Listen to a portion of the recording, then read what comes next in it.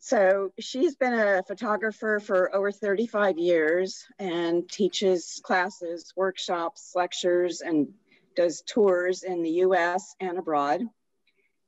She has had sponsors including zoos, nature centers, camera clubs, and conservation organizations. She's taught photography classes at Johns Hopkins. She's written how-to articles and has been in publications such as Outdoor Photographer and Birding. Her photos have been in magazines, calendars, and books published by the National Wildlife Federation, National Historic Society, History Society, National Geographic, Audubon, and Sierra. So everyone, please welcome Irene, and I'm sorry, Irene, I cannot pronounce Sacilotto. Sacilotto, thank you. No problem. I will mute and turn it over. Turn the screen over, yeah.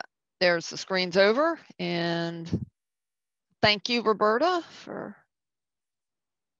launching that. Okay, hopefully everybody can see it's full screen now. We're good? Okay. Just want to point, I'm going to start fairly quickly, but just want to point out my website is ospreyphoto.com.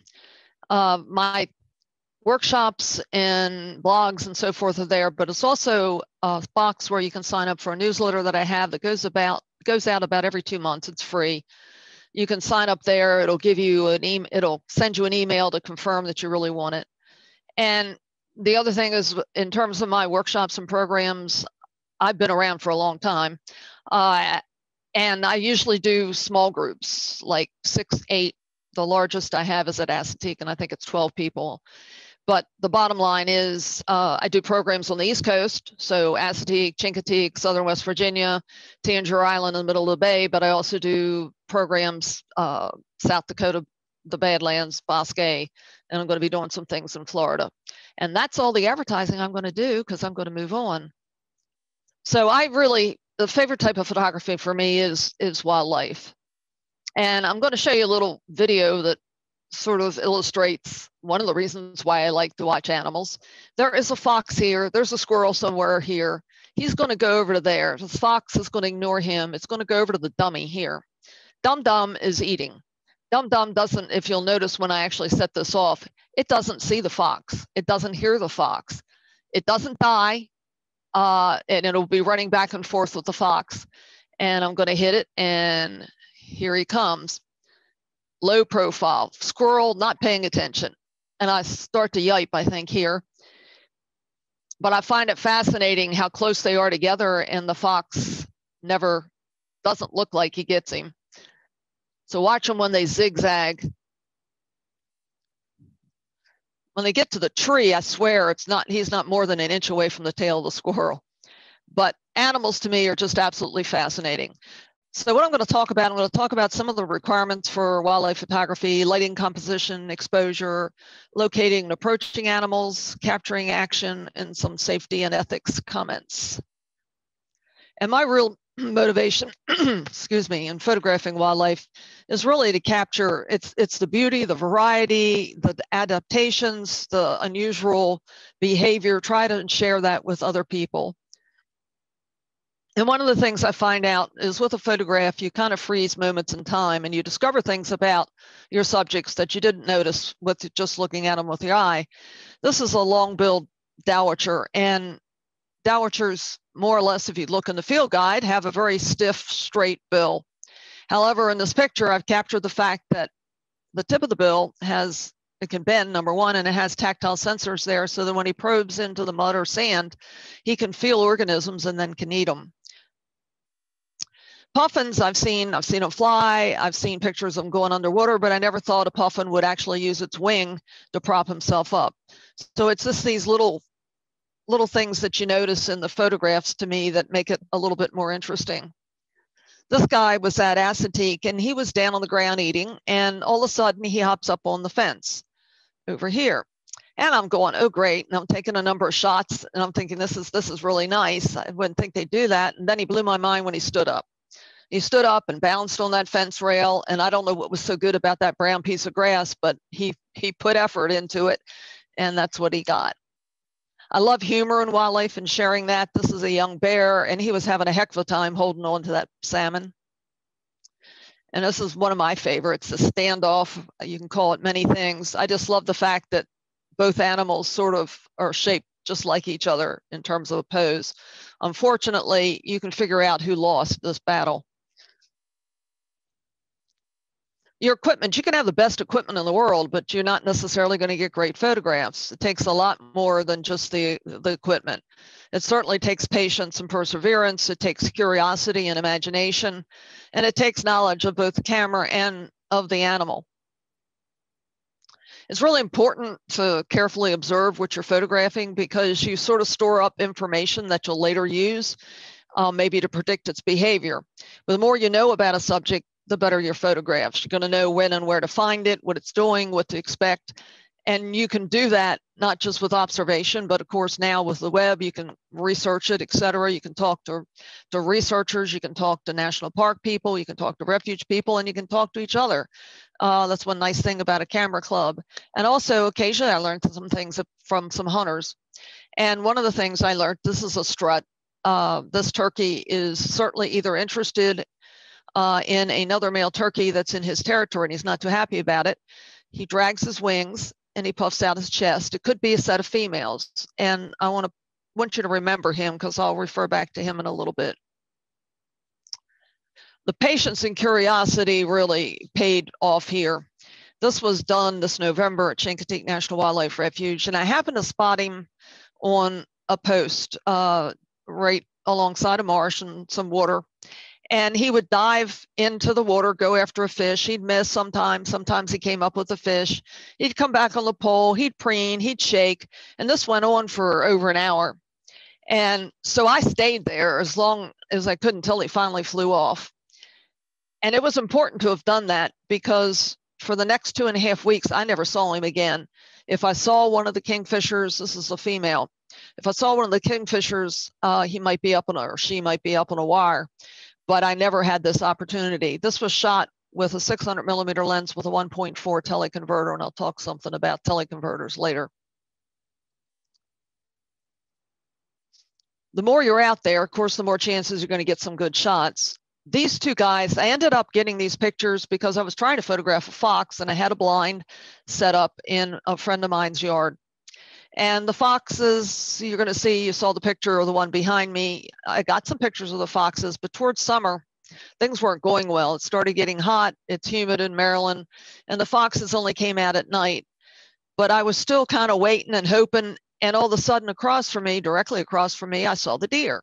And I'm saying, great, we're going to get some deer now. I'll use the blind and I'll get some photographs of some deer. And he stayed there and he just kind of leisurely walked off. And I'm going, okay, he's friendly.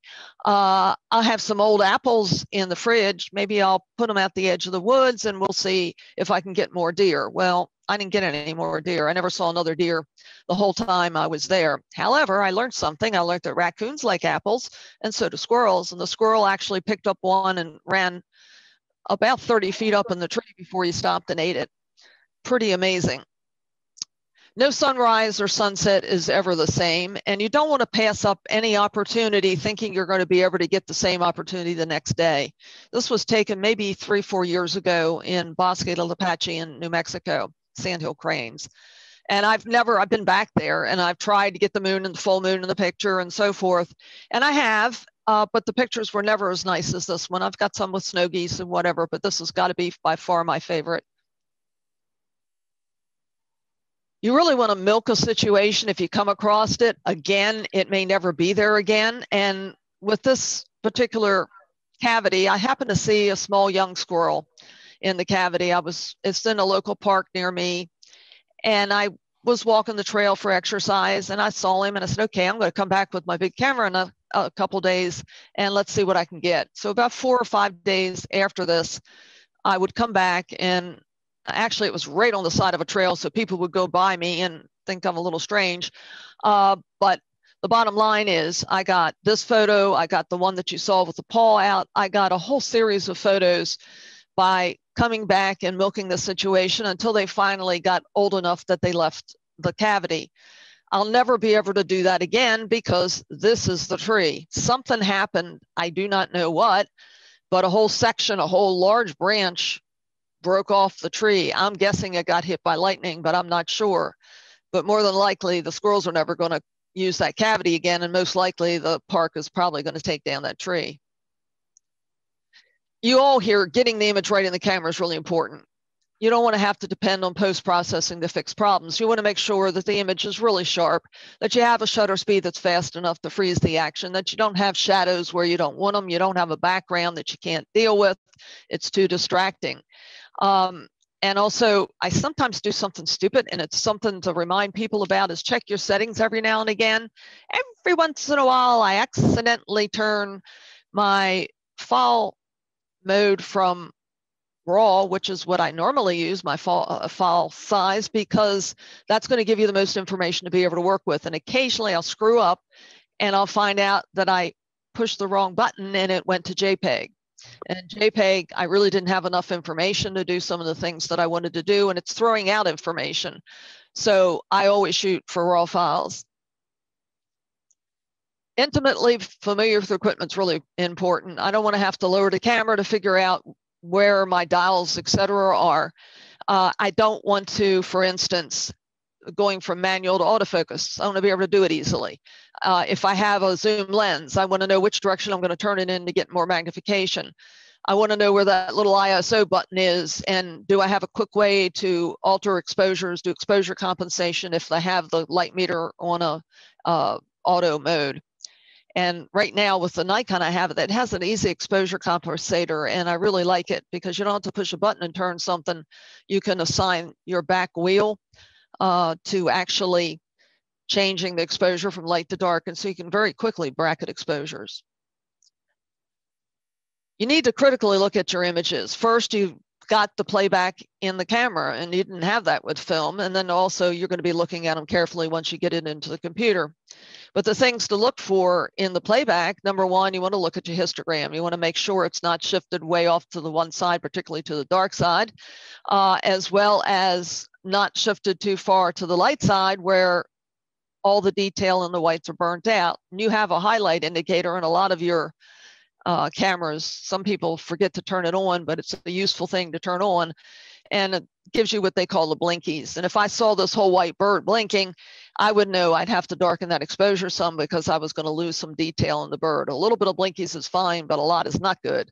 But I look at how sharp it is. I look where the shadows are falling. I look to see maybe I cut off a portion of the subject that I shouldn't have. And I'm constantly trying to refine images. I'll take a couple shots and then I want to look and see, you know, if I move over a little bit, is he going to do something different?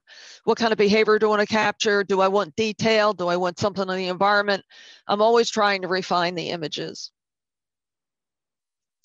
You want to be able to react quickly, so you want to be prepared for your shots. You want to think about what's going to happen. In this case, his paws up, this fox. He's certainly got his attention on something. I suspect this happened, maybe not with him, but not too long afterwards. One of the foxes did go after a squirrel, as we saw earlier. So you want to visualize what you want. You want to look at the lighting and how it's hitting the subject. You want to evaluate where you are in terms of your approach, what kind of background with him. The foxes were nervous, so I would need a longer lens when I'm working with them. And if you have time, you want to check your exposure. But you want to be ready to capture the action. Light certainly is what photography is all about. And it's got color, it's got strength, and it's got direction. And what I try to do when I arrive on the scene and I happen to see a subject is I'll take a quick look up at the sky and get a good idea of where the sun is and how it's going to strike the subject and how I want to move relative to that. I also want to notice, are there some light clouds that might soften the light a little bit? Are there storm clouds that are going to come across and maybe darken the scene? And maybe I'm going to get shutter speeds that are too slow to take the particular picture, or maybe it's going to rain on me. Light has several characteristics, and one of them is color. So when I do sunrise, sunset type scenes, usually I'm on site at least half hour, even 45 minutes before sunrise, for instance, and I stay long after sunset. And I do that with my groups because that's when you get the most interesting light. But also with animals, they tend to be more active in the early morning or late afternoon. And when the sun is going down or just coming up, but this is a case of sun going down because I remember the shot, it was very low in the sky. You can see how it's just skimming the surface of the sand and showing some texture here. He was on the beach, but the red color really came from that glowing red sun. This guy, if you remember the picture I showed earlier, he was in that stance. He was basically strutting around, and it was early in the morning, but it could have been late in the afternoon because I like the light at those times. The light is softer, it's golden, and also you have more activity with animals at the beginning and the end of the day normally. And I saw him and I'm going, okay, wonder what he's up to. Is there another male around? Nope, not another male around, but oh, there's some females. And one of the females is going along and she would squat, and she'd go along and she would squat. And I've seen that behavior before. As I say, observing animals, you kind of get a little database of things that you can refer back to. And so I went, she's ready to mate with this tom turkey. So I have a choice. I can go off someplace else and say the devil with it. I'm not going to wait around for it. Or I'm going to take the 45 minutes, half hour, whatever it took for him to finally come over to her and for this situation to develop. One of the things I had to be very careful about, when he leaned forward, I would notice that the shadow would cover her eye and face. And then when he leaned back, I'd get light where I wanted it.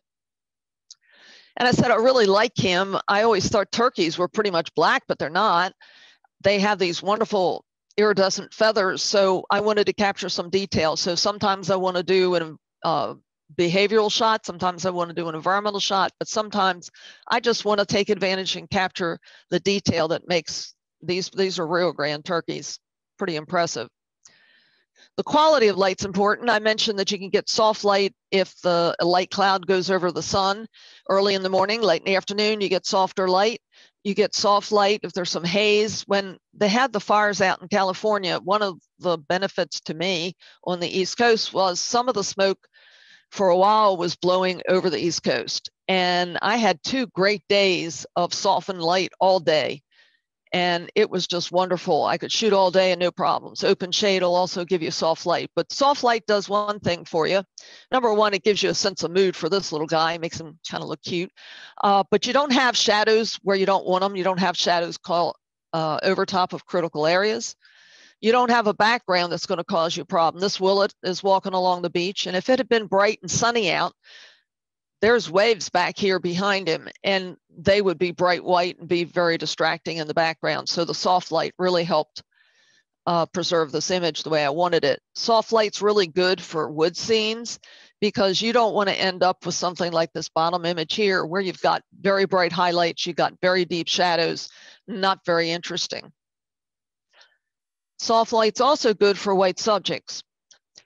I really was amazed when I looked at this picture. You can almost get the sense of the muscles for the wings of this swan.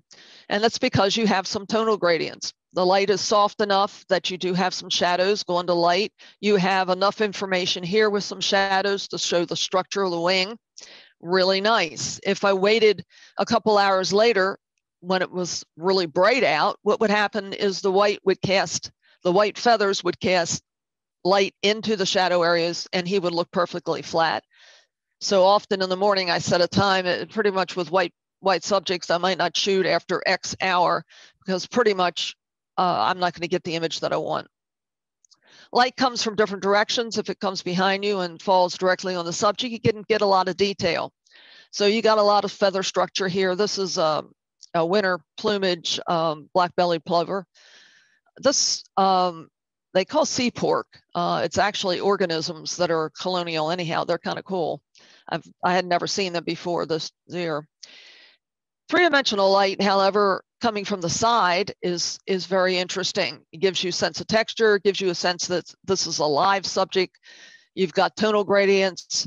It's very three-dimensional. So side lighting, for instance, will make these feathers almost look like they're jumping off the page. Side lighting here, you got some shadows underneath these feathers, so you got a feeling that the feathers are kind of fluffed up on this eagle. This is just an odd example of early morning side lighting, and it was a picture. This is a great blue heron, and I very seldom have ever seen a picture quite like it. And it was due to the special light that was hitting it. Light comes from behind the subject sometimes, just like those that do portrait photography.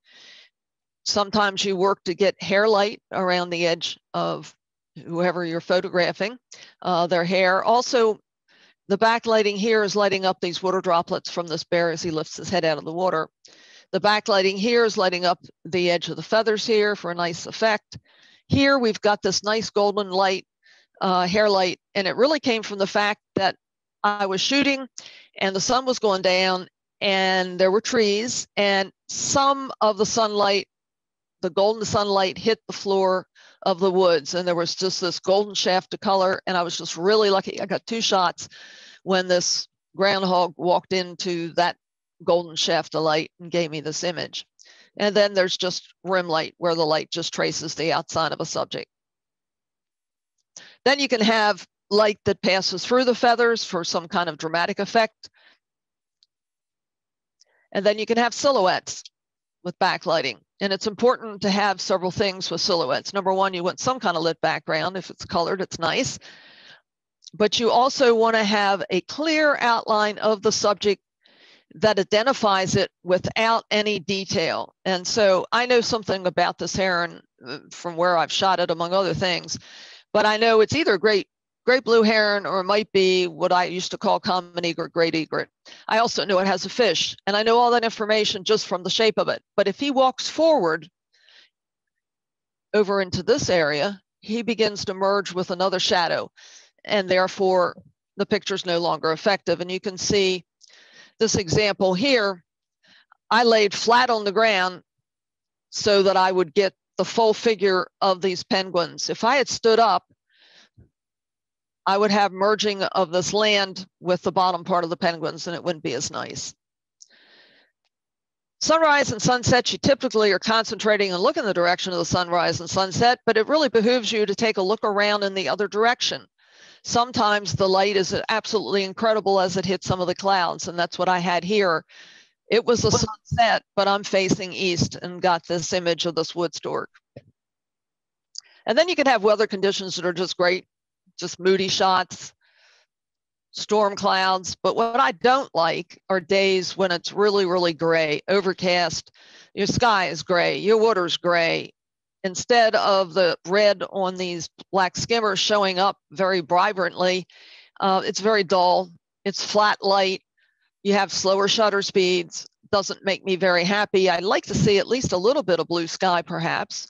In this case, it had a little bit of clouds. It gave you a beautiful reflection in the water. Shutter speeds were fast enough to freeze the action of this widgeon, this American widgeon, as he's feeding. Also, the light showed up these iridescent, these beautiful iridescent feathers on the head of the widgeon. Over here, we didn't have that kind of light. And although the pose is kind of nice, he's nowhere near as pretty as this one. Another example, another example here. This was in the Chesapeake Bay. This is was shot on an island. It's one of 2 islands. I'll show you a picture a little bit to give you an idea of what the place is like. There's 2 islands in the middle of Chesapeake Bay, Smith Island and Tangier. Tangier is in Virginia, and that's where I shot this. And it's made up of 3 strips of land that are connected by bridges because you have tidal guts in between these ridges. And in one of the tidal guts, I had this nice heron. He was feeding, and I'm going, great. I'm sitting there and I'm taking pictures and I go, oh, we caught a fish. Great, great, great. Oh, I got some, spread of the water. That's really rings in the water. That's really nice. I got his reflection. This is wonderful. And then I looked at the picture really good, and I'm going, I'm not really keen on the shadows that you're seeing there. They're not very complimentary. I don't know. Later, in another occasion, I took this picture. I love the sparkle of the water. I love the fast shutter speed that I was able to capture the droplets. I like the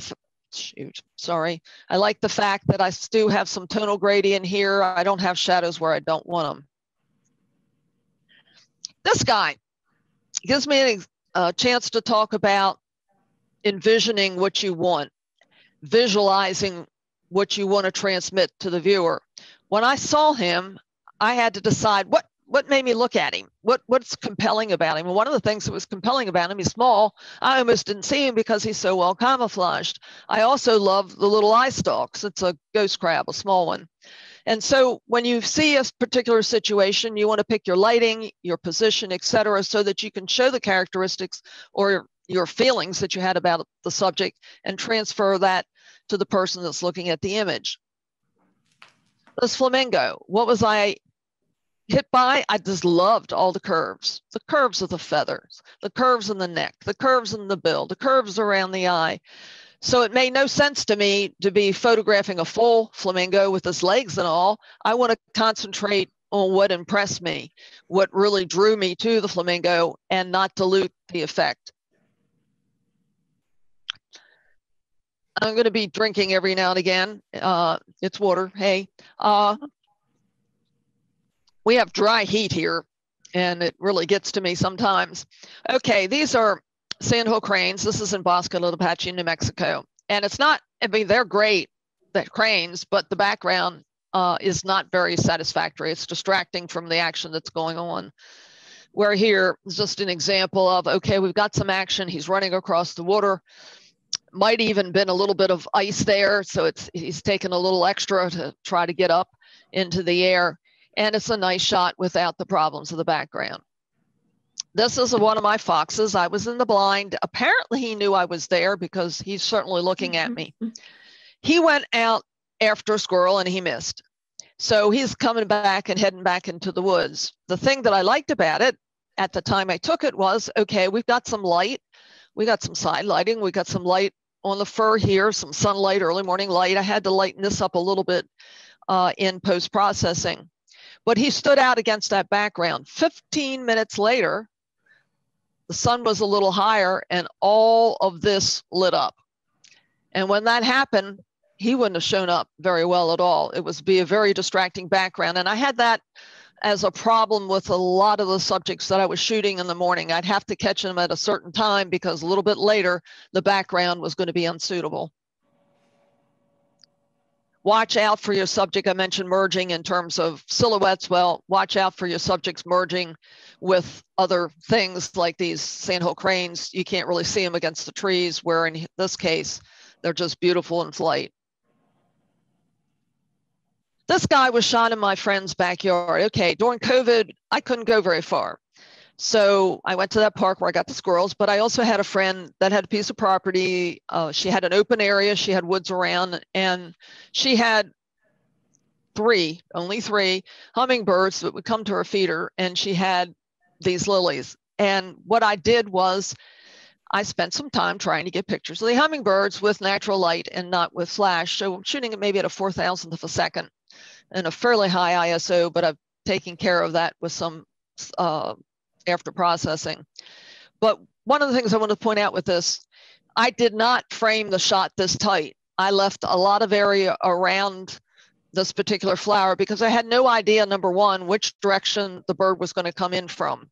Well, sometimes he came in from the top, the side, sometimes he just hung off to the side. So it gave me a better chance by having this extra area, a better chance to be able to capture the shot that I wanted.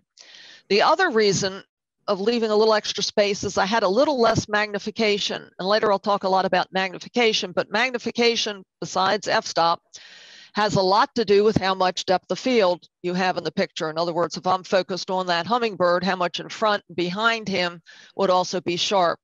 And by having a little less magnification, it gave me a little bit more room for error in terms of exactly where the hummingbird was. He a little more forward, a little bit backward. It gave me a best chance of getting a sharp image. One of the things you all talk about is composition and rules of composition, and what they are really guidelines. And the bottom line is if you have a reason not to do it, whatever one of the rules is, there's no problem with that. Void centering the subject is kind of one of the major ones, and I'll talk about that, but here it's sort of centered. Don't cut off portions of a subject. Well, their wings are part cut off, and I still like it. Odd numbers over even are usually preferred, but there's two here. That's not a problem. All movement must be frozen. There's a whole bunch of things that you could think of.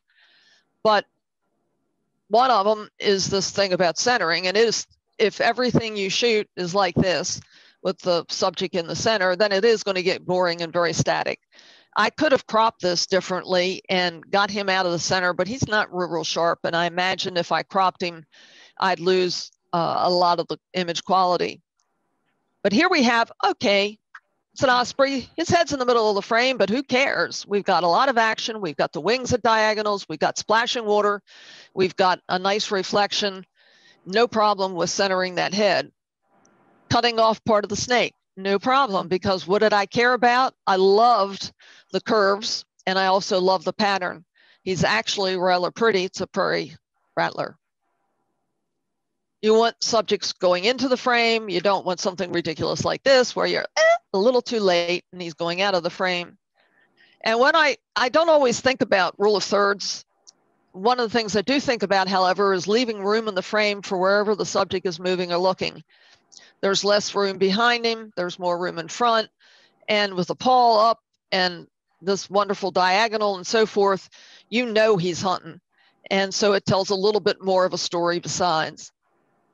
In this case, it wasn't so much the area in front of the wood duck that I cared about. I kind of really liked the wake.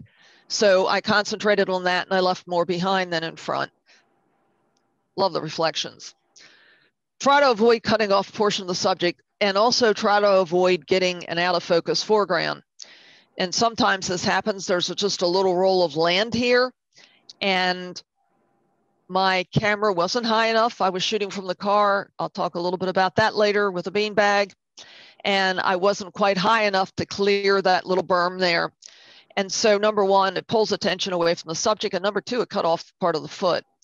What I ended up doing later is just cropping this part of the turkey. This was shot in New Mexico. It was a flock of 60 turkeys at that time. It was really cool. Last year, it wasn't that many, but important thing, eyes. Eyes need to be sharp in the frame. Eyes are like the window to the soul. If the eyes aren't sharp, the rest of the picture is not going to appear sharp. In other words, you're going to have an impression that the rest of the image is soft. The highlight, having contrast, really pulls you into the picture. Also, that gives you a connection with your subject. He's looking like he's looking directly at me. That makes the picture more intimate and stronger. This one, the eye is sharp, and there was something special about him. I had somebody in one of my classes that really loved the shot, but the bottom line is he looks like the sly fox. But in this case, that upper group of ducks, the eyes aren't there. They've got the eyes closed. Sometimes they have that little nictitating membrane that comes down and blocks the eye, and you're not going to be happy with that.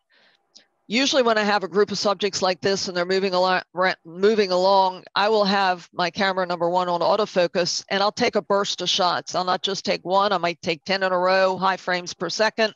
I might take 20 in a row as I'm following along with these guys.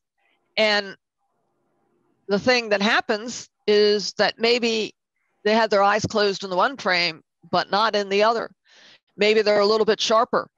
In this case, they may be a little bit more within the same depth of field. So, or maybe I had a slightly faster shutter speed when I got the second shot. With a subject that you don't have a subject moving like that group, I still usually take more than one shot. I might take 3 or 4 shots in a row. The reason for that is sometimes they blink, the membrane comes down. In this case, he turned his head a little bit and it changed the eye so that it was shadowed and not lit. Sometimes one picture is just a little bit sharper than the other because maybe he moved a little bit in the one photo, or maybe I moved a little bit, moved the camera a little bit. So usually I will take a couple shots if I got time. You're always trying for your best one first. This little guy was fun. He's a young rabbit and he was very cooperative. Don't ask me why, but he wasn't smart enough to know he was going to avoid me, and he didn't also seem to be too aware that there's foxes in the neighborhood, apparently. But I had my camera on autofocus at first, and I started to have problems. Number one, the focus sensor kept locking on the grass and not on the eye of the rabbit. And I also had some additional problems with him moving around, that the grass would go across the eye, which is not favorable either. So I ended up going back and forth between, some of the shots were autofocus, but I did a number of shots where I manually focused on the eye. And that was tough with him moving, but they were some of my best shots. And I think he has more than one tooth, but I'm not sure. It looks like. Autofocus, continuous autofocus, I use to follow action, and you can use a single point focus sensor if you've got an eye that's large enough that you can follow along with the subject. In this case, that worked out fairly well with this. It's an ibis, it's a white ibis, it's a young one. And by taking a number of shots and sticking with it, I got the shot of him, what I call the dancer, and maybe a little yoga stretch there. If I have something in the air, lots of times I'll consider using some kind of autofocus sensor arrangement that's a group. And different cameras have different settings, so I'm not going to really get into it. Nikon has one that's called 9 and 25 dynamic area. It's a little better for when something moves. The simple group that it has lots of times works well. If you have something that's going to come back to the same place, you might just want to manually focus on that spot. This is where that bird was coming to. This is the hole he was going into. Here is a pocket, and there's a nest actually there. So he would come back periodically and sit with food or whatever. And I knew kind of where he was going to land, so I could put it on manual focus, not autofocus, and manually focus on the spot I was going to think he's going to land on. That's one way to approach it. But a lot of the camera clubs talk about back button focusing, where you're going to assign a button on the back of the camera to handle focus, and the shutter release button is just going to fire the camera. And it works real well in this instance. If you push in the button and pick a spot here where you think he's going to land, you push it in, you get it in focus, you take your finger off, it holds that focus, he comes in, you shoot several shots, he starts to move. Push the button back in, get the focus somewhere else on him, and you can follow him along. And as long as the button's pushed in, you're having follow focus, and he'll be sharp. I said imagination, curiosity, I'm a little strange. Okay, I wanted to see what it would be like to be a bug. Kind of on the ground down there with the snake. I did take a number of pictures, like the one in the upper corner where he might be on a log, but it was a little bit fun kind of lying down in front of him. He's only a little thing. Shooting on the eye level, you always hear about that. If you have a child and you're taking a photograph of a child, in a lot of cases, you don't want to be standing up. You want to be down on his level, because you stand up and shoot down on him, the head's going to be distorted. It's going to be large. And so the same thing occurs with animals to some degree. By shooting at eye level, you've reduced distractions. It's also more intimate, and also usually the background's further away. And if the background's further away, the subject stands out better. But sometimes you don't want to shoot at eye level. Sometimes there's a reason. There's stuff in the background, like a whole bunch of other nests and a whole bunch of other black-barreled albatross in the background. So in this case, I use the sky as my background. Here, I'm not going to go down with the walrus. I really love the way he just relaxed into those rocks. To me, it doesn't look overly comfy, but apparently it didn't bother him at all. Sometimes you want to get a reflection, you got to get up a little higher. So guidelines are just that, they're guidelines. I want to spend a couple minutes talking about macro lenses or close-up lenses. I'm not going to spend a whole lot of time on this. This is a whole other topic of doing close-ups. But there are lenses that are designed for close focusing. You can get in closer to the subject. You can go up to maybe 1-to-1 life size with these particular lenses. They're edge-to-edge sharp. They're low distortion. The longer the focal length, if I wanted to get a 1-to-1 image of this particular butterfly, with the 105, I'd be fairly close to him. With the 200, I'd be twice the distance back with the same magnification. And there's advantages in that. There's advantages because, number one, I might not like what he is. He may be something poisonous or whatever. Also, if I'm real close to him, I might cast my shadow over him and scare it, or it just may scare it just from being there. The important thing about close-up photography when you magnify a lot is you got to pay a whole lot of attention to the fact that your depth of field is very, very shallow. So you have to be careful how you line up the face of the lens with your subject.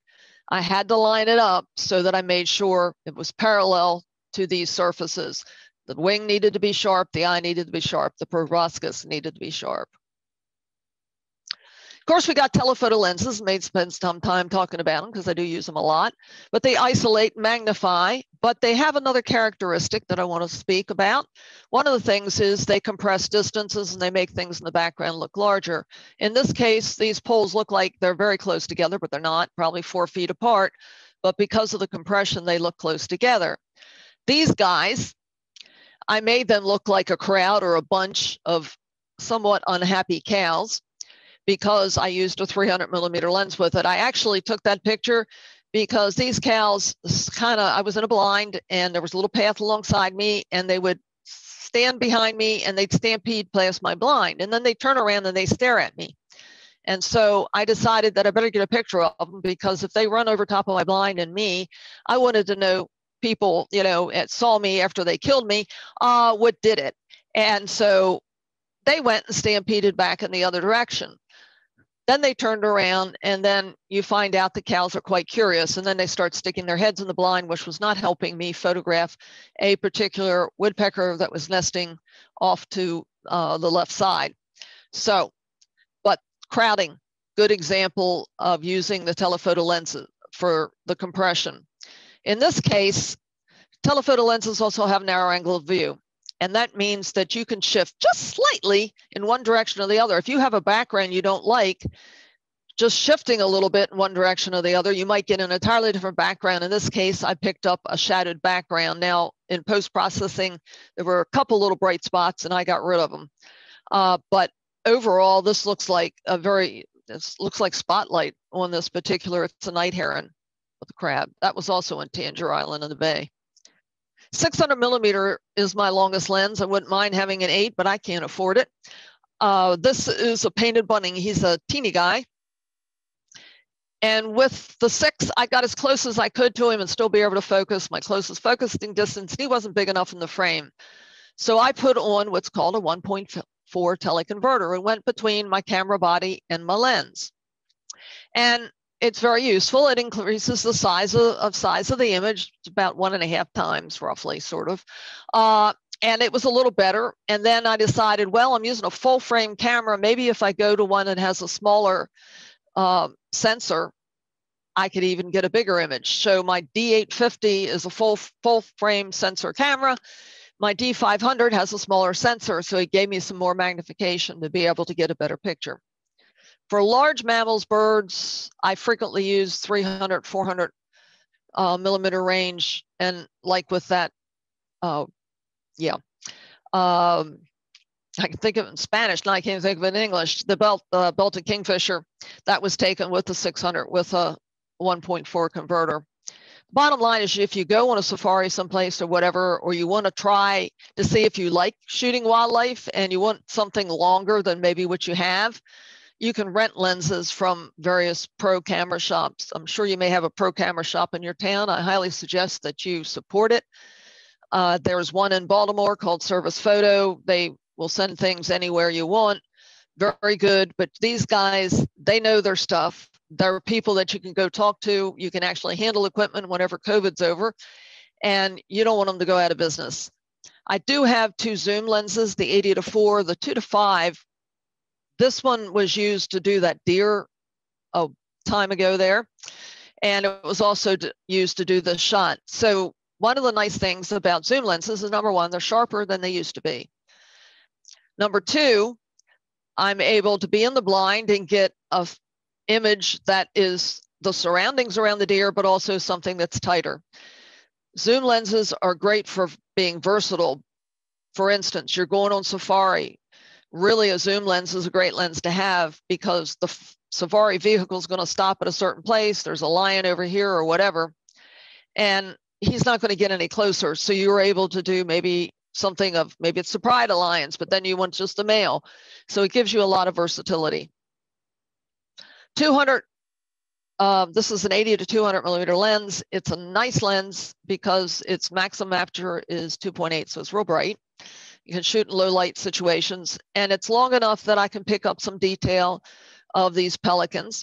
And the thing that's interesting about the shot, this was taken in the middle of the Chesapeake Bay. It was taken on Tangier Island, which is the island that's only the one of two that are inhabited by people.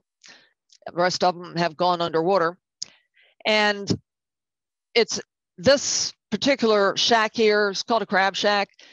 Basically, what the watermen do in the bay is they go, and on this island, they go from the main dock in a skiff, they go over to their crab shack. That's where they have stored all their traps and their buoys and all their equipment inside the shack. They load up the boat, the workboat goes out, and they spend the day on the water, either they catch soft crabs as well as hard crabs, and in other seasons they will also do some oystering there.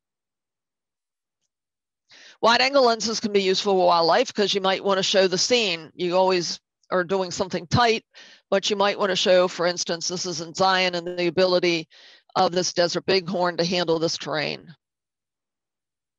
And the wide angle lenses are great for shots when the birds just go up and over top of you. This is in Bosque del Apache in New Mexico. Thousands of snow geese from November to mid-February. You'll have snow geese plus thousands of sandhill cranes. Neat place. One problem with longer lenses, particularly with my 600, is I'll see something, I will line up with it, and I'll look through the lens and I can't find it.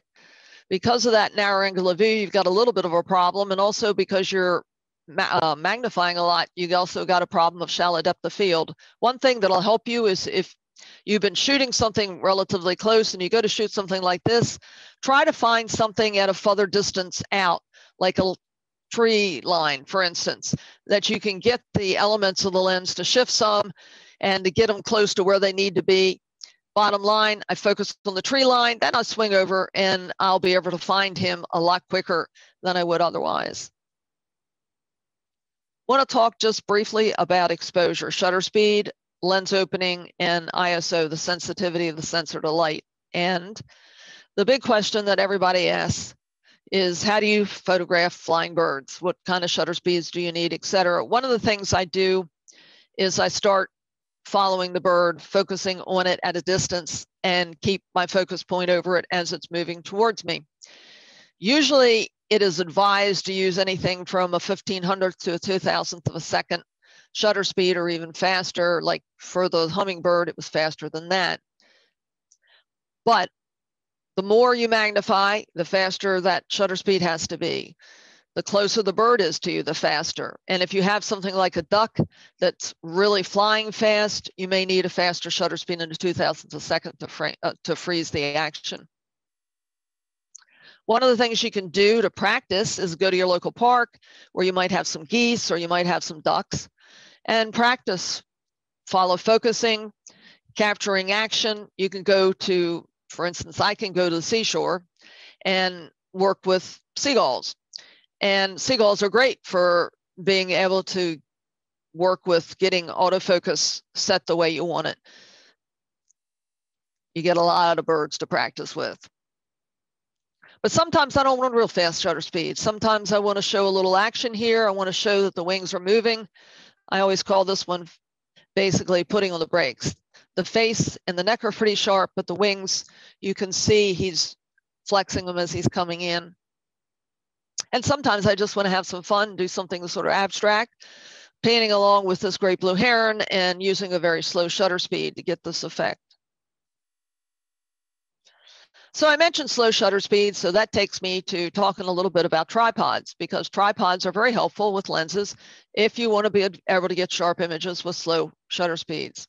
I want to talk about a couple things. Number one, you want one that's relatively lightweight so you can carry it around or put it in your suitcase when you're traveling by plane. So ones with carbon fiber legs, which are more expensive, but usually they are lighter. The other thing you want to make sure is that the top of the tripod comes up to about eye level without any kind of center post being extended. Some of the tripods have a center post. If you have to extend it to get the tripod up this high to be able to shoot through the camera, you've got a problem because you destabilized what you had in terms of the tripod. Most of my tripods don't have a center stalk, or if I have one, it's all the way down. Legs locking firmly. I have had problems with some of my older tripods that they don't necessarily set up fast, and they've gotten to the point that sometimes I'll be there with that big lens and one of the legs will start to go down. In other words, it doesn't lock tight enough anymore, particularly when it's cold. And that can cause a real problem when you're trying to handle a large lens like that. So I've found, actually this is from the McDonald's. Marianne McDonald and Joe were on a boat in Norway. I went for a trip with them for polar bears. And I got talking to Marianne, and I told her I had this problem, the legs shrink. It's really frustrating. She says, oh, we've had that problem before. We've transferred over and are using really right stuff tripods. And it's called the Versa series. And I went to their site and I found a tripod. Unfortunately, it's like $1,000. However, it is perfect. It really stays in position. It sets up quick. I don't have any problems with one of the legs shrinking. So it's something just to keep in mind. The other thing about your tripod is if you got something big and heavy, you got to make sure that that tripod is going to be able to handle that lens.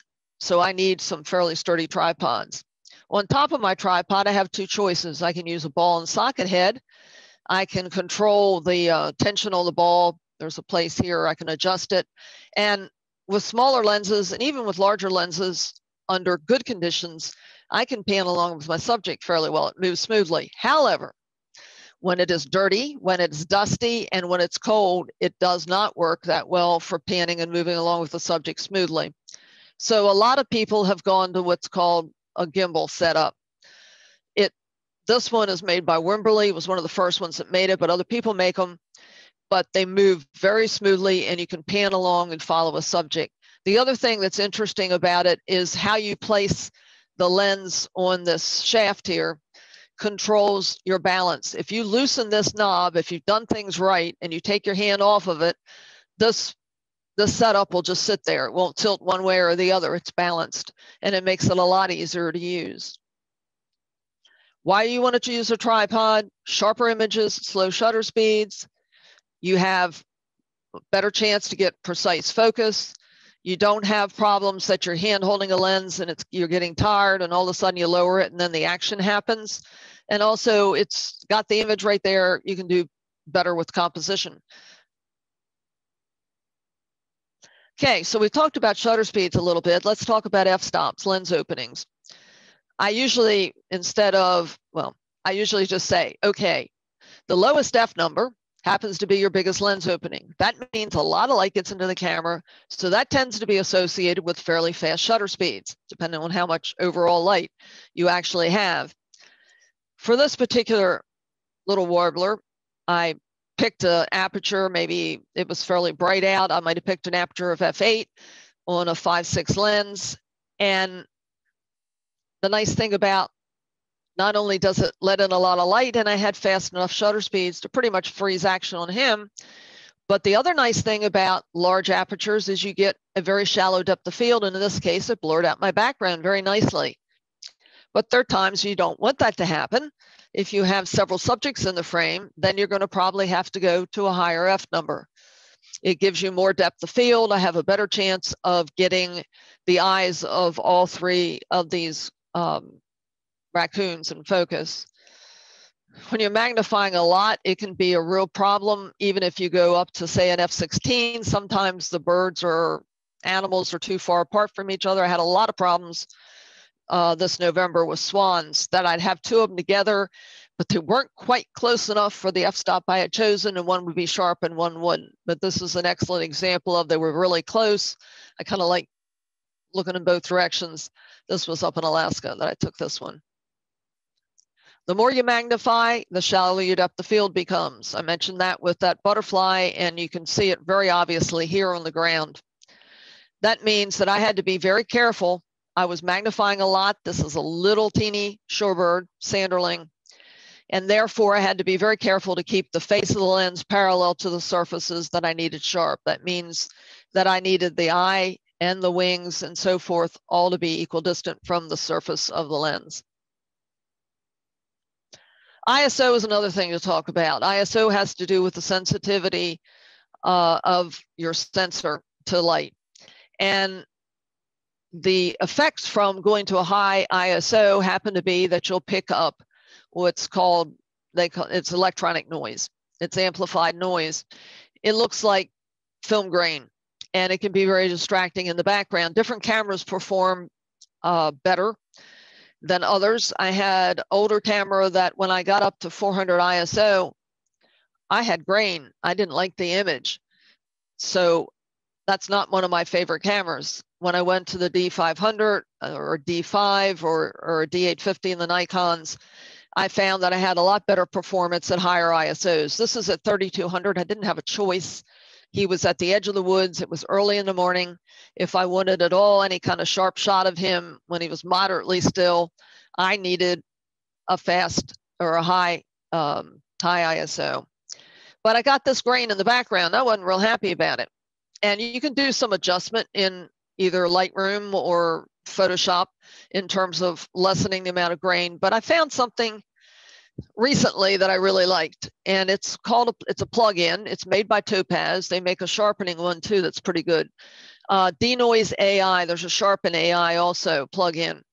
And what it does is it's like a filter, and you open it up and it allows you to take a lot of the grain out of the picture and yet keep the image of the subject that you care about sharp, and it makes him really stand out against that background. Just a couple things about metering. Okay. Cameras, number one, they have center weighted spot, but they also have some kind of matrix metering, ESP. They call them different things in different cameras, where it's going to take a lot of information and put it into formulas and kind of compare it to previous situations and whatever. And it does a pretty good job of exposing your images when you use it. So for this particular image of this wren, it's a pretty average scene, and using matrix metering will be just fine. It's looking at the midtones. It's a pretty mid-tone picture, no problem.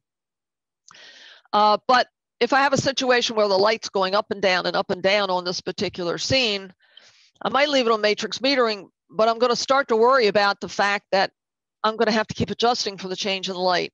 So I will use auto metering modes. Now, this will be disputed to some degree. I happen to use aperture priority, where I set the aperture. Basically, when I look at the scene, I say, okay, it's pretty bright. I'm going to start with like a 200 ISO.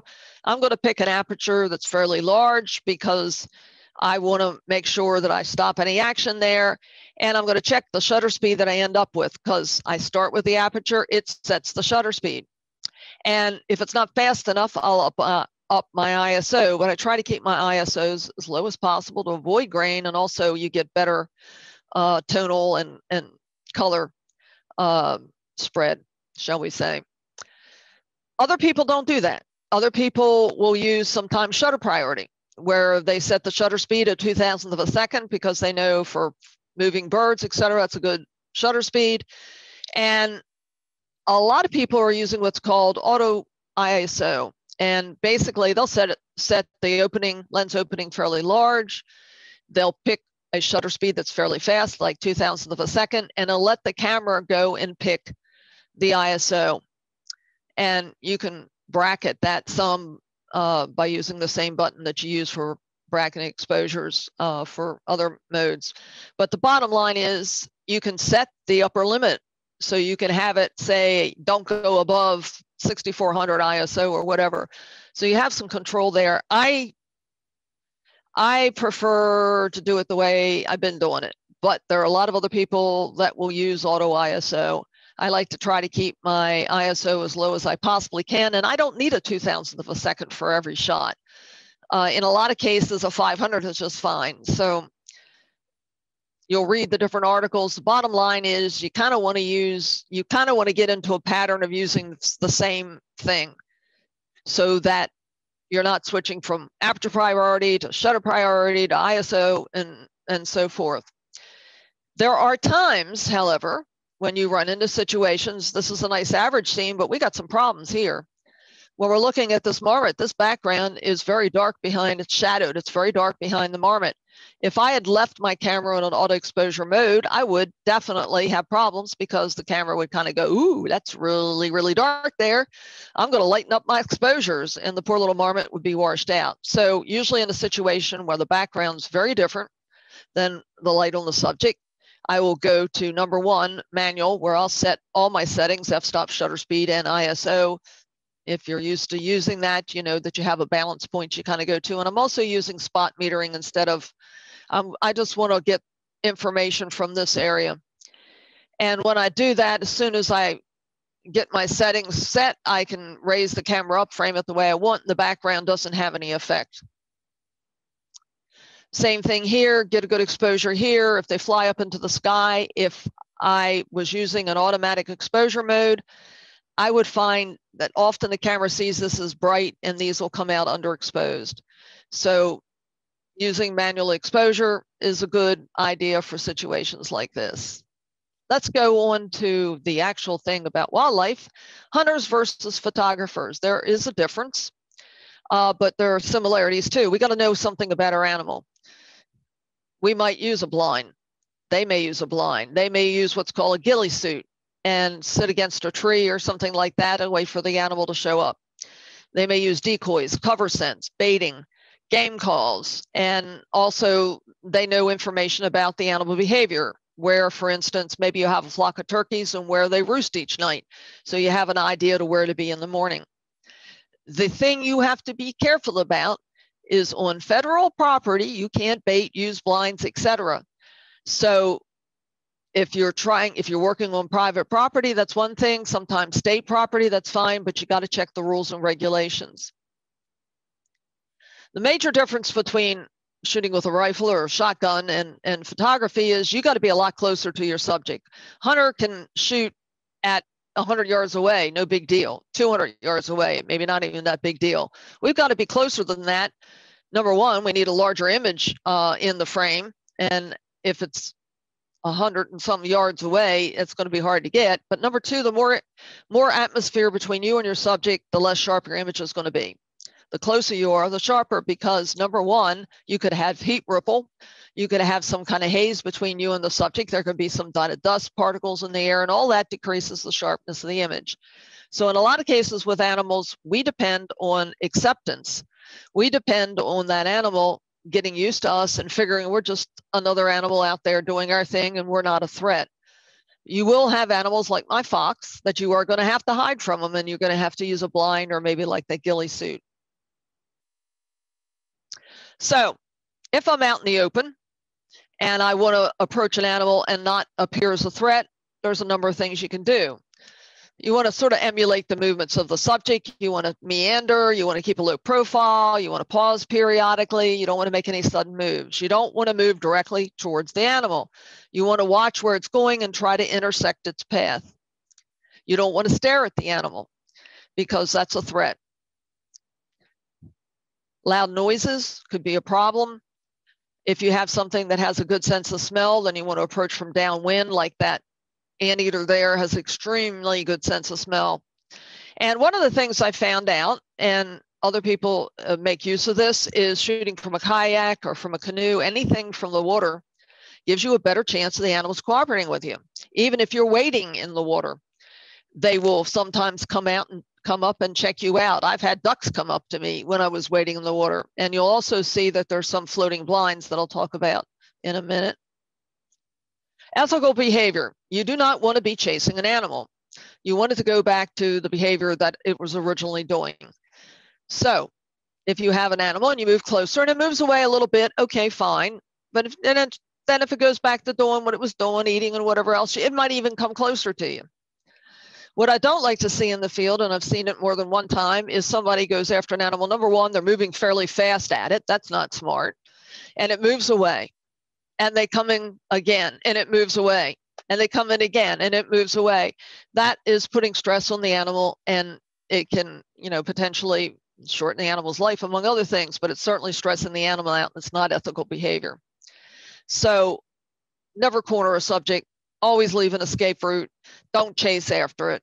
And if you're in places where you can, it's one thing with ducks and throwing out corn in a pond.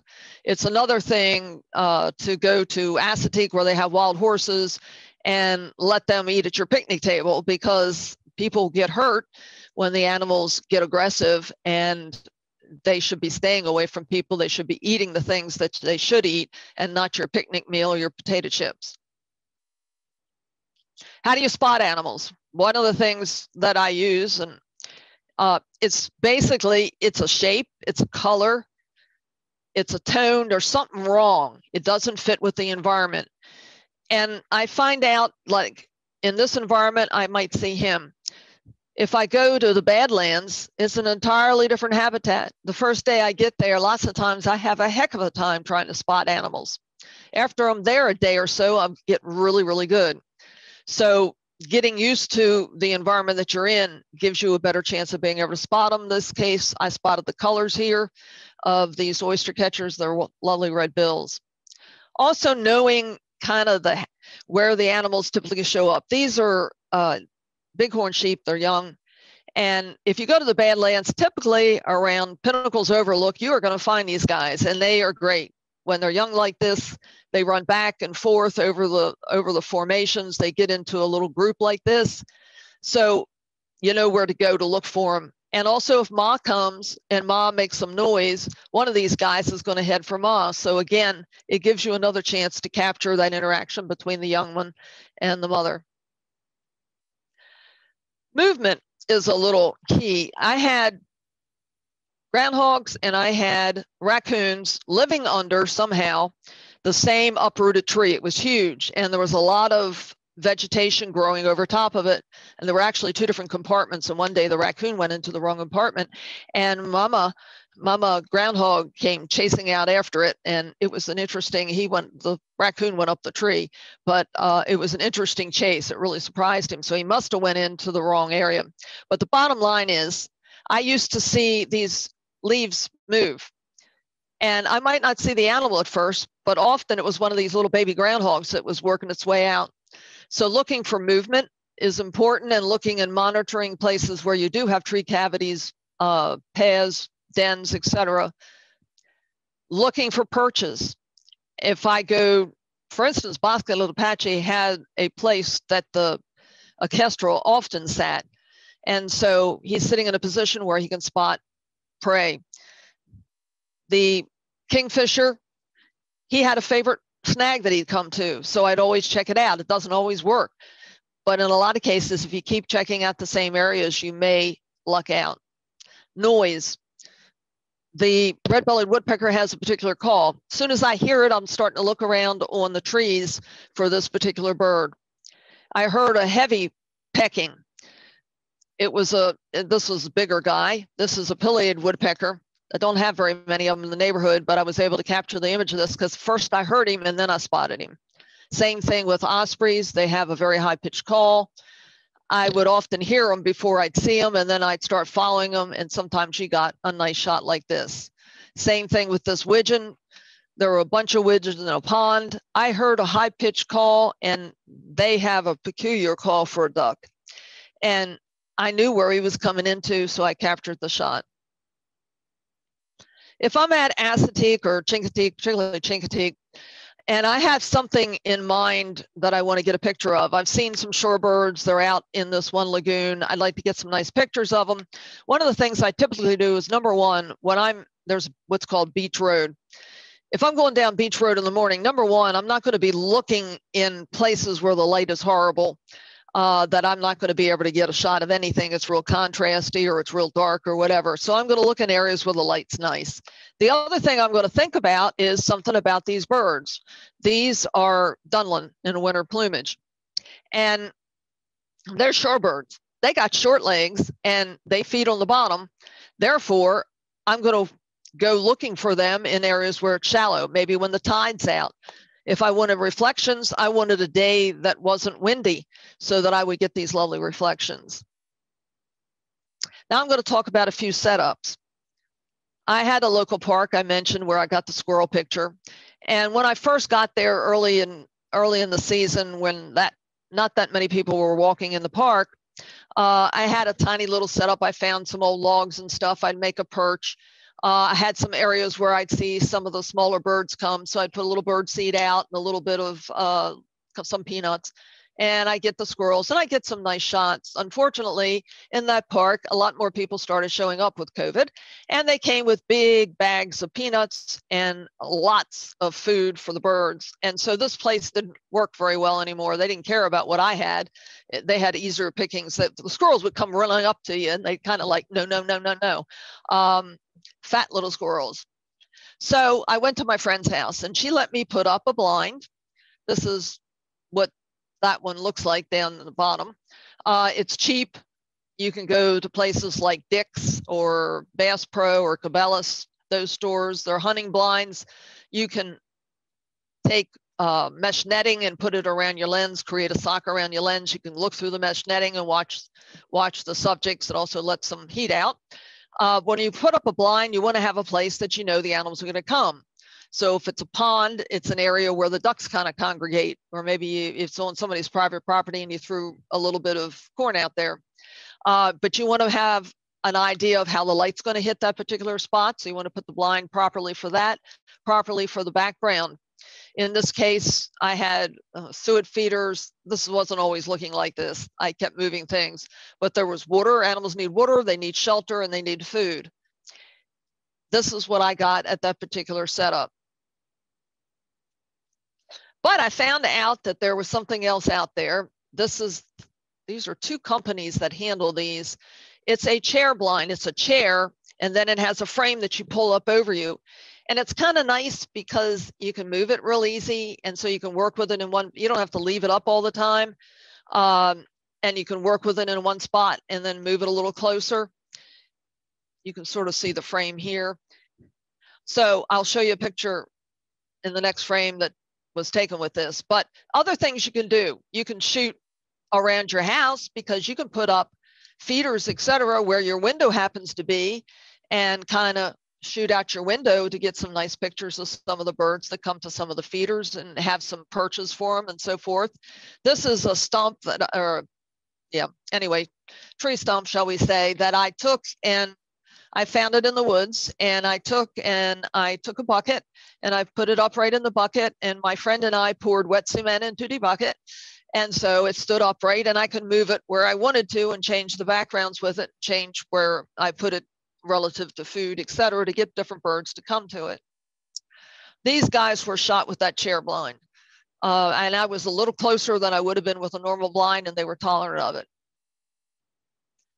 I have used blinds floating blinds in the field. This was taken years ago at Bear River, Utah, Bear River Wildlife Refuge near Brigham City, Utah. And I had just a cheap blind that I just broke up the outline by spray painting it. And I went to the local Army surplus store, and I found blocks of styrofoam that I made into a square. I kind of cut them into a square, tied it together, put the blind poles down into it, floated it across, and I floated it over to be photographing this guy. He could have cared less how stupid that blind looked. He would, or she would, cover up. This is rotting vegetation. This is a pied-bill grebe. They typically nest on floating vegetation like this. He'd get off the eggs. He'd throw the rotting vegetation over the eggs. It would keep him warm. He'd go off, fish, come back, throw the vegetation back off to the side. He has a brood pouch, a pink section here, and he plopped down on it, and he could have cared less if I was there. So it kind of proves the point if you're in the water. This is a blind. You can find it under this website, but he's in Czechoslovakia. Some people make their own floating blinds. You're basically, in this one, you're actually standing, and this is very close to the water, and it gives you great shots of ducks, etc. Gerlich uses this kind of blind, and he has some wonderful shots. I said I used the car. I made my own bean bag. It looks stupid. It's heavy, but it works really well. But you can buy bean bags, and you put them over the ledge or the window of the car. I like it over the ledge. It's more sturdy. You can also put them out on the ground. This is called a skimmer pod. You can put like that ball and socket head on top, and you can kind of get real low to the ground and skim this along. What I put in the bean bags is usually rice, beans, or birdseed. They sometimes come with plastic beads, and I don't like them. It's just too light. It doesn't form around the lens. That's why I like rice. And when I use these car bean bags, it's for situations where I have, for instance, this is a Merritt Island. There's a drive in Merritt Island. There's water alongside it. And the birds happen to be feeding on some fish, and they were moving back and forth with the fish. Well, I can move the car back and forth with them.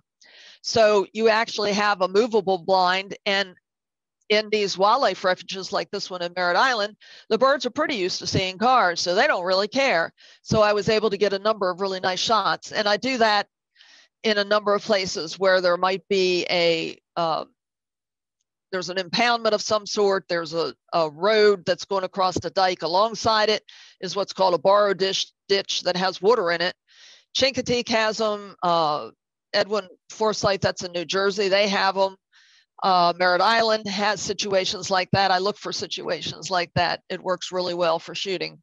You could be real exotic and go to places that cost a lot of money. So you could go to Brazil and get jaguar, or you could go to Alaska and get bear with fish, or Norway and get this little fellow ring seal on an ice float. But you don't have to go that far.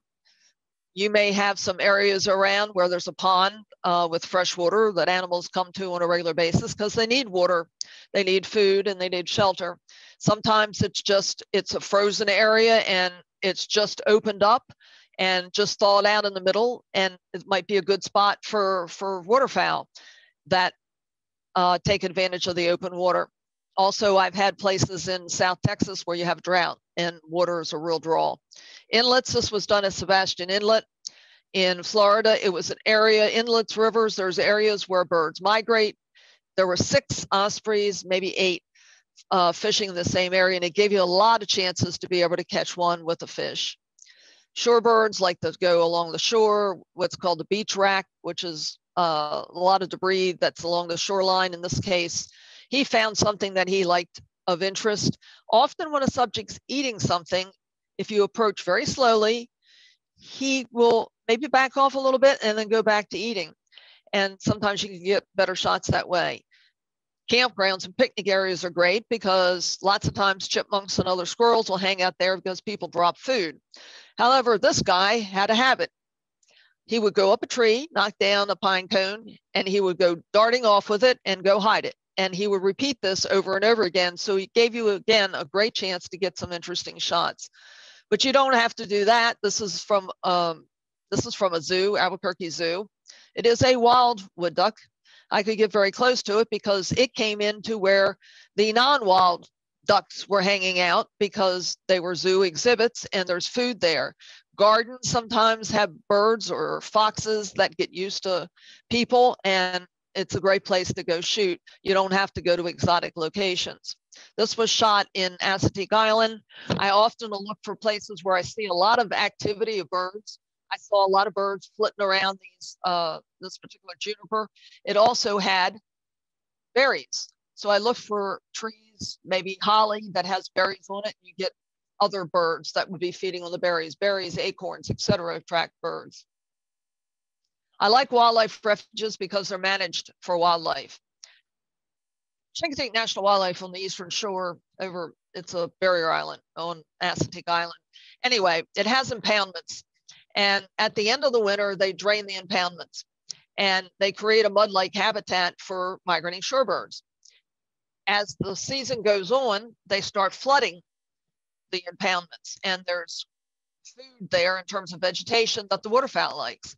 And so they are managing for the wildlife. In Bosque and Apache, they plant corn and they knock it down, particularly for the snow geese and the sandhill cranes. But you can go, there's another interesting thing, it's waste treatment plants that discharge into either man-made or natural marshes. If you discharge domestic wastewater that's been treated, it still has nitrogen and phosphorus in it. If you send it out into, say, a river, for instance, what happens often is you get algal blooms. and the algal blooms maybe create toxic conditions. And the algae dies, and the algae goes down to the bottom, and bacteria eats the algae, and then you lose oxygen in the water as the bacteria is chewing up the algae, and so you get dead spots. So the idea behind this whole situation is the wastewater is dumped into a marsh, the plants take up the nitrogen and phosphorus, they create an environment for macroinvertebrates, et cetera, which attract fish, which attract birds, and some of these places are great. They have, for instance, there are several of them listed here, but they have boardwalks through them sometimes, or dike roads, and the birds really don't care you're there, so they will be nesting just a couple feet away from you. So the east coast of Florida is very good for this. Waxahachie is where I got this one. This one was off, I walked one of the impoundment dike roads, and I got this limpkin with a snail. Really cool. And then when do you look for things? Well, you all knew this. Probably in the fall, you're going to get some kind of migration. You mentioned snow geese. And also, no, you mentioned owls. In a cold year, you had some screech owls that came down south. Irene, Yep. Irene, I'm going to interrupt for 1 sec. Could you fix your microphone? Because I think it dropped down and you're going in and out a little bit with your talking. Okay, I wish you said that sooner. We better? Perfect. Okay, I'm going to have to remember that. Please say something if it goes out. Okay, in the fall, you've got migrating waterfowl. There's a number of places. You probably have something near you. Chincoteague, Bombay Hook, Delaware, or near me. Middle Creek in Pennsylvania is a good place. But you're up, well, you're not exactly up near the Great Lakes, but there are places when you have spring migration of warblers. And if they come across a large body of water, like the Gulf, or they go across the Great Lakes, and they, particularly if they come into a headwind, they will get tuckered and they will land in the first bit of land that's there. And you probably have heard of Point Pelee up across the Great Lakes. High Island is one in Texas where this occurs. And the birds are tired, and you can see a lot of different warblers that you would never see and be able to photograph anyplace else. So it's kind of a cool place. I like breeding season because you get interesting feathers, you get interesting colors, you have these nuptial plumes. Some rookeries, there are a number of rookeries in Florida, but there are other ones. There's one in Ocean City, New Jersey, near the Welcome Center, where you can observe the birds courting, nest building, flying back and forth with young, etc. And then I had mentioned Bosque Litopachi mid-November to mid-December. You get snow geese plus sandhill cranes. But surely in your area, for instance, the people that I met with that were from Minnesota, when it gets really cold, they get a lot of chances for like great gray owls and so forth, which I would never see in my place. So winter is good for them. Anticipating action is important for great shots. Hawks often, and other birds, if they stretch the wing, often they're going to fly. This guy is stretching a wing before he dives. These guys are on the ground, they're royal terns, and basically you have this flock, and all of a sudden, if you start seeing some of them exercising their wings a little bit, get ready for the whole flock to take off. This guy here, you could see he was agitated. He had his head out, he had his neck stretched out, and he's picking up speed and he's honking, and you can anticipate something's going to happen. These guys took off, but I knew when they were going to take off because they were sitting on the ground. They started getting chatty. They started getting noisy. They started looking around. They're getting nervous, and you get ready for the shot. Sandhill cranes lean before they fly. Shorebirds run back and forth with the tide, with the waves. So bottom line is they go out when the wave retreats out, and it exposes wet sand where they can pick up organisms. When the waves come back in, they don't want to get drowned, and so they'll run in front of them. So you get a good chance, again, to photograph them. Ducks that bathe often either flap afterwards or ruffle their feathers to get rid of. If they're preening, they want to get rid of loose feathers. When one animal approaches another, you get action. Sometimes it's friendly, but you want to anticipate it. You see something coming, you want to anticipate it may not be friendly. And the very last thing is safety. Never corner an animal, never block its escape route, never get between young and adult, never get between male and female. Simple things like watch out for wet surfaces, moss, muds, wet leaves, etc. watch where you lie down and put your hands. You saw that cactus. Then there's other things you might, like a snake. Incoming tide can cut you off if you're on a peninsula and the tide comes in behind you. There's quicksand like mud where you can really get stuck if you're by yourself. Having a partner is a good idea. Lyme disease is a problem in my area. It's caused by ticks. And so I spray my clothing with something that has permethrin in it. You spray the clothing, you let it dry, you don't put it on you. Permanone is one of the common names that's used for it. If you're going overseas, go to your local travel clinic and make sure you learn of what kind of precautions to take and also what kind of shots or whatever you might need. And I love hidden holes. In Iceland, it was luckily at the end of a trip, but there were rocks and they were covered by sort of moss. And I kind of stepped in between the two rocks, stepped in a hole, had a backpack on, fell backwards and sprained my ankle. And it was lucky it was the end of the trip, but I got home okay.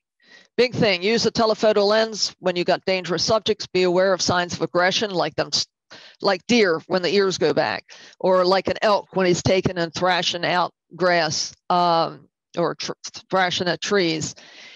People are really stupid these days. They're so anxious to see these animals, they crowd around them. You don't want to do that. You want to encourage people to back off, and you don't want to be near them because animals in national parks are not necessarily tame. In fact, they're normally not. A buffalo, you've seen on TV now where kids get tossed by buffalo. Buffalo run really fast. And the very last thing I'm going to say is somebody in the other groups have asked me about where I pick places to go. And I did want to share this with you. Photograph America is a newsletter, and www.photographamerica.com. It's put out by Robert Hitchman, and he's got tons of these of all sorts of places in the US that you can go photograph, and he'll cover like what trails are the best, what time of day, what is the best things that you can shoot, etc. So I highly suggest you look at his website and see if you're planning a trip someplace to take a look at it. The other thing I'll just quickly point out, I belong to North American Nature Photographer Organization Association down here, nampa.org. They have tons of webinars on a variety of subjects that can be anything from post-processing to wildlife photography to other things. And also they are advocates for photographers in the field and for copyright infringement laws and so forth. And the very last thing I'll give you is, I hope you didn't all go to sleep, but this is my website. And with that, I'm going to open things up to questions. I'm going to get off share. I'm a little running late, but I will switch out and let you guys ask questions. I'm sure some things may have come up in the chat. Maybe I didn't hit them. I don't know. Questions? Do not be afraid. You can unmute yourself. Well, that was good. That's a thumbs up. That's nice. Unmute yourself, you guys. You just reminded me of a story. I jumped off a 3-foot wall in Florida when the tide went out to get some pictures of some birds with the sun setting right on the water, and felt my feet sinking, and they were boat shoes. I turned and spun out of my shoes and grabbed onto the 3-foot wall and watched my boat shoes sink. Drift away? Not hey, drift but away, it wasn't sink, your camera. No, sink in the quicksand. I watched them disappear in what I thought was just mud, and I was by myself. And if I would have had on like tie shoes or boot shoes, I couldn't have got out of my shoes, and I would have sunk and probably gone under into the quicksand. So yeah, you got to be. There are muddy places. Careful.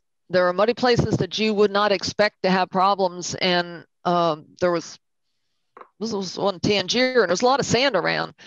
And I was crossing a little gut between. I had some shorebirds that I was heading over towards, and it's like sandy bottom, and then all of a sudden it went to mud, and I went down with one leg down to my knee. And I've got a 600 millimeter lens and a tripod. I don't know how I managed to get myself out of it, but there are times that the simplest things can actually be dangerous. And people don't think about that. I know in South Carolina and the Carolinas, they have something called pluff mud, and it's just like quicksand. Yeah, that's Irene, to that point, do you usually go with a buddy rather than by yourself? I hate to say it, but normally not. Normally I don't have any, well, I don't, yeah, I usually am by myself. And I've done some stupid things every now and again, but I'm also aware of some of these little hazards, etc. I like the private one-on-one with the animals a lot, that the connection and just watching them for a long period of time. And if there's other people around, lots of times they don't want to stay around as long and so forth. So I tend to do a lot of things by myself. And I didn't even have that many friends initially when I started out that were even interested in wildlife photography. So, but you got to be careful.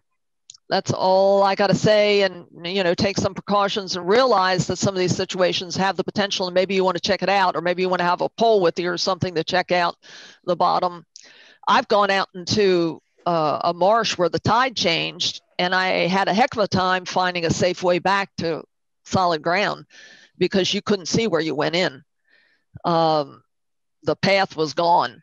And so you can get in trouble with a lot of odds and ends that you wouldn't have expected. The water coming in behind you, that was in South America. And I had a group, and the guy that I was working with in Argentina, you know, we were out there, we were all excited. We're photographing I don't know, some terns and whatever else were there. And all of a sudden he says, Irene, you got to get out of there. And I said, what? Well, we were in a little peninsula, but it wasn't a peninsula anymore. The water was coming in behind us, and we'd had some trouble getting back out. So you're right that having a buddy can be helpful. A quiet buddy. A quiet buddy. Other folk. Sure, there's something I didn't answer, or I ruffled your feathers, or you got a comment you want to add in terms of something you experienced, like the one fellow did. I just talking. If you don't mind me asking. Go ahead. Let's say you're photographing like a bird with a bright blue sky, and then you got your camera and stuff set up for that exposure, and then it quickly flies down to below the tree level, where the background is not quite as bright. How do you hurry up and change the exposure? Now, what I do, if the light's consistent, I'm all strictly manual, and I might metering off of grass or something, but if it's cloudy and getting bright and stuff, and then I try to hurry up and use exposure compensation. But do you have a quicker way? I'm curious what you do. The one thing you said is when you've got a situation where it's going from there and then up to the sky, or the sky and down, if you can, manual exposure is your best choice, because the amount of light on the subject isn't going to change. But the background is. So bottom line, you do some things like if I see a situation that's going to be kind of an average scene and the light's going up and down, that's the time that I'll be using aperture priority. If I get in that situation, all of a sudden something goes up to the sky, the one thing I know is I got to go to the plus side real quick. Right. That's and shift up. I'll sort of evaluate it, and whether I shift up two notches or not. It all depends on the situation, but lots of times you've got to brighten it up if it goes from the ground to the sky, if you're doing it on automatic exposures. Yeah, I usually do +2. Yeah, it's a +2 for usually going from the ground to the sky. Yeah, but it doesn't always work either. Right. But yeah, right. Yeah. Somebody asked about flash, and I know none of the shots were done with flash. Some people do use flash to fill in some shadows, etc.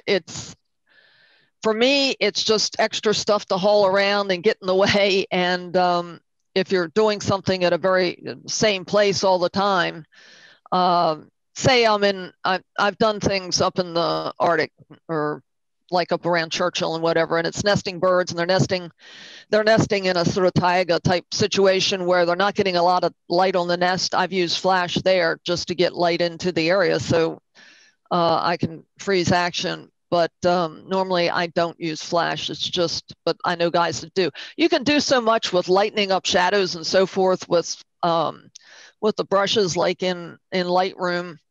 You can do selective dodging and burning, and that can help alleviate the problem with, you know, you got a shadow that you want to lighten up a little bit. Instead of using flash, you could do it in the dark room. Yeah, I went to my one and only big wildlife trip was going to Ding Darling down in Florida. Florida, and first and only time I've used a really long lens, and somebody recommended a gimbal, so I rented it. And wow, what a difference that makes! I was amazed how the camera body and the lens just balanced with the horizon, and then you could, you know, point it where you wanted to go and lock it in, or just track birds, and it took all the weight off your shoulders. It's easy. Well, I don't do much hand holding at all.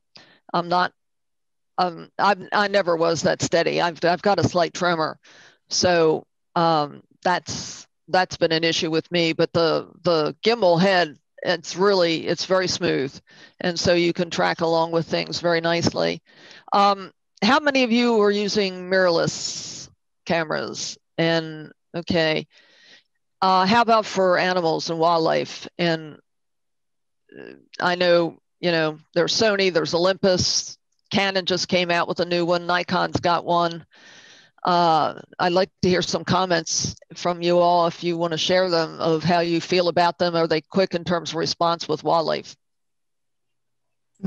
I've got the Nikon Z7, and I use the 200 to 500 f6 or f5.6 that you mentioned.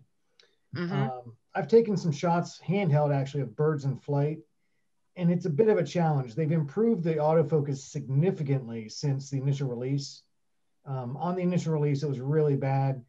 The thing I would say is, don't consider using the same autofocus modes on mirrorless that you would use on DSLR. Okay. So on DSLR, I would probably stick with the dynamic area 9 that you mentioned. Right. Whereas on the mirrorless, I go to the wide area. It's the square box. What do they call it? It's AFC wide, I think is what they call it. Okay.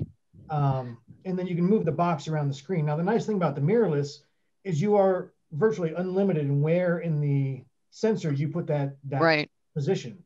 You know, whereas the DSLR, you're kind of fixed in the center section. Right. You can't, if something's up around the edge, you can't. Yeah. Yeah. And that's the one great thing about the mirrorless, is you can move that all the way up to the corner and do your focusing and not have to recompose anything ever. I don't know about the newer, the Z7 II. I don't know how much different that is. One of the things I suggest to you all, if you are considering mirrorless, is rent one. What I did was rent the Z7, and one of the things I found out, I love they gave me a 24 to 70 millimeter lens, and it was wonderful because you could close focus with the darn thing, and you have image stabilization in the camera and the lens. However, when you use the standard lens with mirrorless, at least with the Nikon, you keep the stabilization in the lens, but you don't have it in the camera. So it is not, and also you just got the same weight. You haven't gained anything.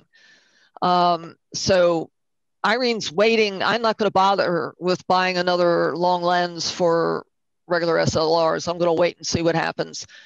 McDonald's are using the Olympus 4/3, which has a doubling effect. And they've got a 300 millimeter lens that's real light, and they're very happy with it. I don't know.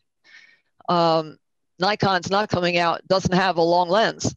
They don't have any of 300. So I'm not real pleased with that. It's on the roadmap. They're like a 400 and 600 lens for their Z series is coming out. Yeah. They need to do that, because then I'll definitely consider maybe sticking with Nikon. Now, any of you have the one, I guess it is the Olympus, that starts, you push the shutter button down part way and it starts to put information into the buffer, and then when you fire it, it catches some shots that you wouldn't have caught at the beginning of a series. Anybody using that? No. How about the one that it tracks the eye? That's supposed to be getting better and better. I hear the Canon's pretty good with that. Even it's supposed to be with people, but it can also do it with animals. Any experience? Yeah, Nikon's got the eye animal autofocus as well, and it's gotten much better in the version 3 firmware they released a couple months ago. It does a really nice job. I don't have the opportunity to use it very often since they came out with it, but I've read lots of good things from other people. Okay, and I've heard good thing about the new Canon, so I don't know. I will say the 200 to 500 works really well on the FTZ adapter with the Z7. Right. But it's still heavy. Oh, sure, it's heavy, but I use the gimbal, so I don't care. Okay. Okay. One of the things I was impressed with was the degree of stabilization you get with having it in the camera and then with the lens, and also its light. And so the chances to handhold are a little better with some of these new ones. But some of you guys that are doing landscapes, how do you like the mirrorless? Well, I just got the Z6 just 4 weeks ago, and I went and just to try it. I went out and handheld a shot at night at aperture. I just aperture priority like 5.6 of the city, and it chose 1/30th of a second, and there was no blur in it, just perfectly sharp. I would have never been able to handhold it that slow before, so it works pretty well. They're pretty impressive when you have the image stabilization in the camera and the lens. Yeah. Anything else? Any other topic you want to discuss, or between each other you may want to discuss that something came up? You mentioned the mirrorless for wildlife. One of the greatest things that I love about the mirrorless is you can chimp in the viewfinder. You never have to take your eye away to see your image. So as soon as you click your image, it comes up in the viewfinder and you can see real quick. You can actually zoom in, and the viewfinder is much sharper than the back screen.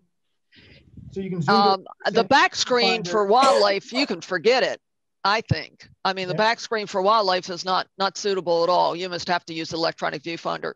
Yeah. One of the things I'm concerned about, and they're getting better with, is the battery life. Because if you're using electronic viewfinder plus everything else, you need a good battery. I got about 12 batteries. They're cheap. Okay. I found a good third-party brand. I can get 2 of them for $40. Okay. Just as long as the native Nikon batteries. Only thing is, you got to change it if you're in the middle of something that's not good. Realistically, anybody else? I get about 300 to 400 shots with all my electronics turned on. Okay. Sounds good. So it's getting better. For an hour or 2 hours, maybe 3 hours. Continuous shooting actually doesn't seem to drain the batteries much. Okay. Because it's just taking pictures. Right. It's really doing the, and it's quiet. Viewfinder. That's an advantage with animals. Yeah. Okay. Any other questions, comments? Yeah. I have a question. Do you use filters? And if so, what kind? I mean, depending on what time of the year. I do not use it for landscapes. Polarizer. Because it gets rid of the shine on surfaces of leaves, so you give you more vibrant colors. It takes the glare off of, since you go on waterfalls, and it takes the glare off the surfaces of rocks that you can see down into water, etc. But for animals, because as soon as you put a polarizer on, you lose a stop and a half worth of light. So you're dropping your shutter speeds already. And if you're panning and looking in different directions, you don't have time to play around with the polarizer and adjust it. So to be honest, I use also the polarizer for aerial shots. It cuts through the atmosphere. It's good. But other than that, I don't really use, and because you've got with post-processing, you can do gradients and whatever. I don't use a gradient filter either. So bottom line is I might use a UV on the front to protect the lens if it's a real good UV, but no, I don't use a polarizer or a gradient. I might use a neutral density if I wanted to cut my shutter speeds down real slow and do some impressionistic stuff. So that might be another one I might use. Does that help? Yes, thank you. Other folk? Oh, sorry, Irene. This was a great presentation. Very, very thorough. If there weren't a lot of questions, it's only because you covered about everything. So I've done about 21 or 22 of these so far. And what been doing is, as I listen to the questions, I start burying the answers in the program. Yeah. And so that I kind of have an idea that the filter question probably I need to throw in there because I've had that a couple times now. The last group asked that same thing. Flash was one of the things that came up. So, and then the mirrorless. I'm real curious. I like to hear discussions on that. I think for you all, it's good to hear how different people feel about it. So that's why I kind of played with that a little bit. But I enjoyed this. I hate to say it, but I enjoy doing these. That's good. We're glad. You know, hey, what can I say? I like doing the workshops. They can be fun and interacting with the people and all. And I didn't think I'd like this, to be honest. I thought, you know, when I'm doing live, I can shift the presentation according to what people like. I can watch the crowd. I can see if they like the funny stuff or they don't. And they want more technical, and I can sort of adjust things. And I thought, well, with this, it's kind of cold. It's not, you know, but I get to talk to people ahead of time, and I get them to talk to afterwards. And I have the practice sessions where I get to interact with you guys that are setting this up. So it's been really nice. So it's been the opposite of what I thought it was going to be like. And I understand that a lot of clubs now are going to continue with at least some Zoom sessions even throughout the year. And I think that they're going to do some some in person and some where you can get people from all over. And I hope to put some other things together. I got something on Chincoteague and Assateague on Barrier Islands, and I may put that together, and also one on Tangier on what happens in the Chesapeake Bay and what's going on. So, okay. Anything else? I hear. Okay, send me any comments if you got any, you know, gripes or anything or something you didn't like, and hopefully you liked it. And I'm always interested in hearing some positives. We got some clappy. Okay, that's good. I'll sleep good tonight. Hey. Thanks, well, thank Irene. you all for the invite. Thanks, Irene. Thank you, Irene. Thanks so much, Irene. All right, do take care. Bye-bye. Thank you. Irene. Thank you so much. Thanks a lot. Loved your presentation. Thank you. It's good to see all you guys. Good night. See you soon. Yeah, good night. Good Good night, everybody.